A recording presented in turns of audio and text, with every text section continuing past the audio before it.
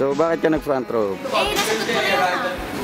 Actually, nung simula, hindi ko alam ba't ako nag-join. Hindi ko rin alam na gagawin ko to. Una kasi na-invite lang naman ako, sabi sa akin na extra income. Syempre nakita ko yung kagandahan ng business. Para at least maramdaman ng pamilya ko yung masayang buhay. Gusto ko may mapatunayan sa sarili ko, sa parents ko, sa mga tao. Akala ko kasi wala na mangyayari sa akin eh. Honestly, hindi ko talaga alam kung totoo siya or hindi. Hindi naman ako nagandahan talaga nung sa simula eh. Nainggit lang siguro ako sa kanila kasi they were getting the things that I always dreamed of. Credible yung mga may-ari. Pangalawa, lahat ng maganda sa isang ganito klase negosyo, kinuha na nila. And pangatlo, we're more than members, we're like brothers and sisters in a front row. Unang-una, ang laki ng pwede kong kitain. Nakita ko yung chance na hindi ko mahanap sa labas. Naging empleyado ako, 3 taon, wala naman nangyari. Nag-work na rin kasi ako dati sa Mitsubishi, ahente ako ng kotse. So, mahirap kasi benta ka ng benta, pero yung income mo maliit. Hindi mo nakukuha yung mga pangarap mo. Dito nagising ako, sabi ko lahat ng tao pala may chance. And nung ino-orient ako, nakita ko, nagpa-flash na isip ko yung lahat ng mga bagay na gusto ko makuha. Out of curiosity siguro, tsaka gusto ko mapatunayan kung totoo nga talaga na kumikita ng gano'n. Sabi ko nga, hindi mo naman malalaman yan kung gaano pa yung kaganda kung hindi mo susubukan. Parang pagkain, sabi nga nila barbecue, bigyan kitang barbecue, hindi mo malaman kung gaano kasarap pag hindi mo titikman. Pero dito pagka ginawa mo to, ibang klase reward din. Dito sa front row, marami akong natututunan. Katulad yan, paunti-unti na susuportahan ko na sarili ko, tulungan ko yung magulang ko, nagagawa ko na yung mga bagay na gusto kong gawin, which is alam ko maraming tao hindi na-experience yun eh, hindi nagagawa. Katulad ko dito sa front row, na-enjoy ko yung buhay ko. God bless, dumating sa akin yung front row kasi tinupad niya lahat ng mga pangarap ko para sa pamilya ko. Who would think na yung simpleng taga-Tondo may mga bahay na ngayon, yung simpleng nagma-McDonald's buhay ngayon, marami ng negosyo. Totoo nga, even ako na-experience ko siya right now. So, ganun pala siya kaganda. At my young age, hindi ko akalain na makukuha ko siya unti-unti. Kaya ako ginagawa front row para makuha pangarap ko, makatulong sa magulang ko, sa pamilya ko, sa ibang tao, na never kong naisip na mangyayari sa akin. Hindi mapaliwanag kung anong feeling pa nag-front row eh. Kumikita ka na malaki at the same time you're helping other people to reach their own dreams. So parang ang sarap lang ng feeling na nakakatulong ka pa sa sarili mo. Goal mo na is bumago ng buhay ng tao eh.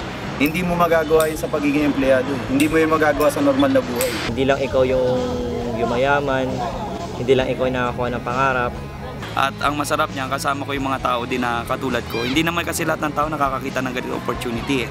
Swerte nyo nga eh, lalo na yung mga nanonood nito ngayon, nakakita mo na yung opportunity. Siguro ngayon, kung di ako nag-front row, malamang pagod pa rin ako sa pagtatrabaho. So malamang hanggang ngayon, hindi ko pa mabigyan ng magandang buhay yung pamilya ko. Siguro, nurse na nagtatrabaho sa abroad. Kung walang front row ngayon, malamang nasa abroad na ako. Siguro nasa London ako. Tingin ko ang buhay ko ngayon, empleyado. Pagka-graduate, magtatrabaho sa isang kumpanya, empleyado, walang sure na success. So, kaya napaka-thankful ako na nakita ko to at sinubukan ko talaga siya.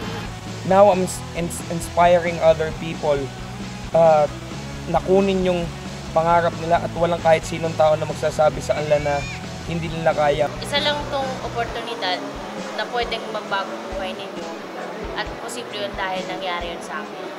Siguro yung mga kwento namin mananatiling kwento or naririnig mo lang sa amin. Not unless susubukan mo siya. Kasi ako yun yung naging reason ko nun, subukan ko.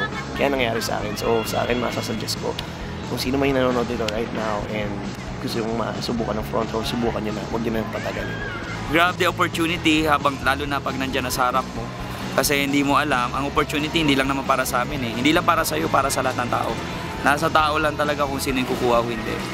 Para sa akin, si God ang nagdala din sa akin sa front row. Na para sa akin, ako, bine-bless ako ngayon para maging blessing din sa ibang tao. Sabi nga nila, di ba, ang success is hindi yung may pera ka na, successful ka na. Ang success is ikaw successful, yes, nagawa mo. Pero at the same time, marami ring naging successful dahil sa Ay, ito pala yung pinakamasarap na nag-experience ko.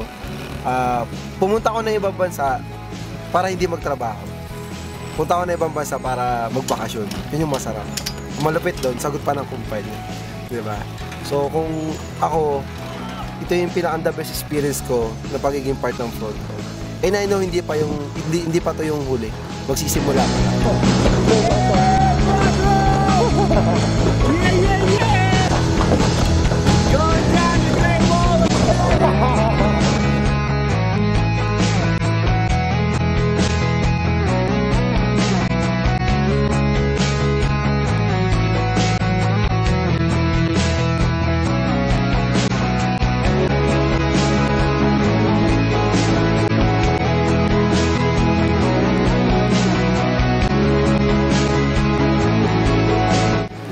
Alam mo, dapat ano ba? Next time, dapat huwag ipapayag na kabila. Dapat ikaw sila rin bukas ba?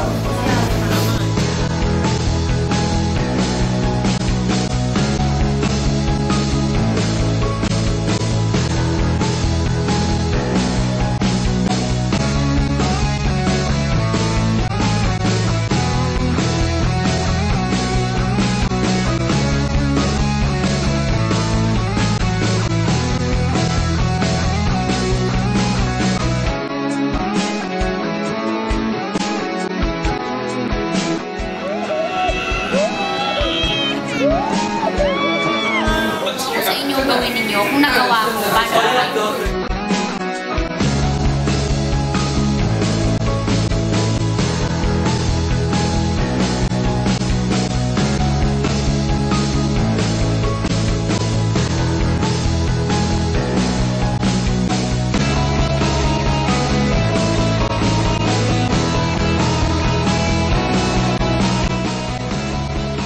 Front row lang makagawa ng ganitong Victoria dito sa Beijing Wall. Great Wall of China.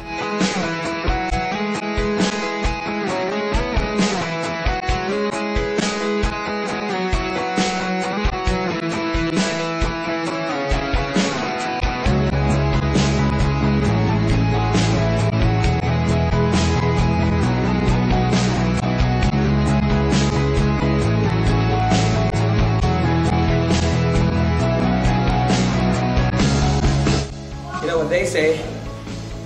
You've never been to China at all if you've never been to Great Wall.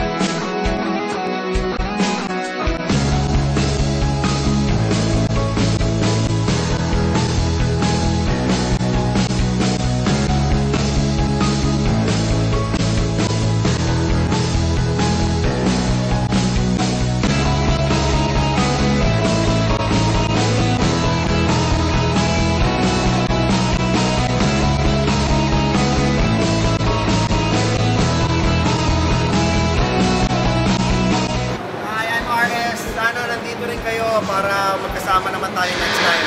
Sa Singapore or Brazil, sama tayo ha. Bye! Hello! Sana next time kasama ka na dito, okay? See you sa front row. This is the bird's nest!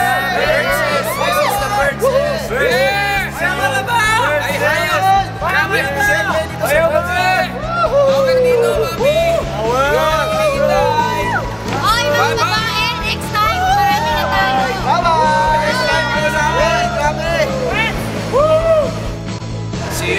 guys.